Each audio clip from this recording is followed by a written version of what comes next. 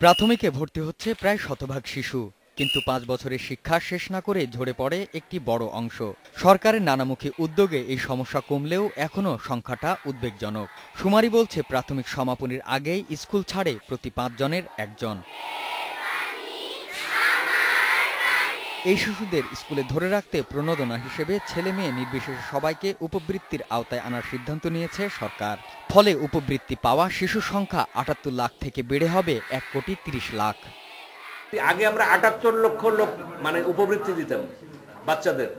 এইবার আমরা উপবৃত্তিটাকে ইনসেন্টিভ হিসেবে, যেটা সারা দুনিয়ার থেকে প্রেসক্রাইব করা হচ্ছে, ইনসেন্টিভ থাকলে, খাবার দাবার থাকলে বাচ্চারা স্কুলে থাকে, আমরা এবার উপবৃত্তিটা ১,৩০,০০,০০০তে নিয়ে যাচ্ছি।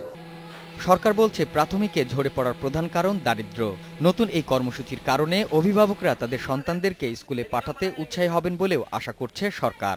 কোনো মফস্বলের কোনো স্কুলে ওই যে ৭০ ভাগ পাবে, ৫০ ভাগ পাবে, বাকিটা পাবে না, সেটা থাকবে না।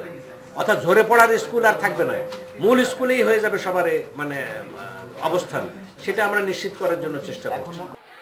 দেশে এখন সাক্ষরতার হার ৬১% বলেও জানান প্রাথমিক ও গণশিক্ষা মন্ত্রী। ২০১৩ সালের বাংলাদেশ পরিসংখ্যান ব্যুরোর জরিপে এই তথ্য উঠে এসেছে।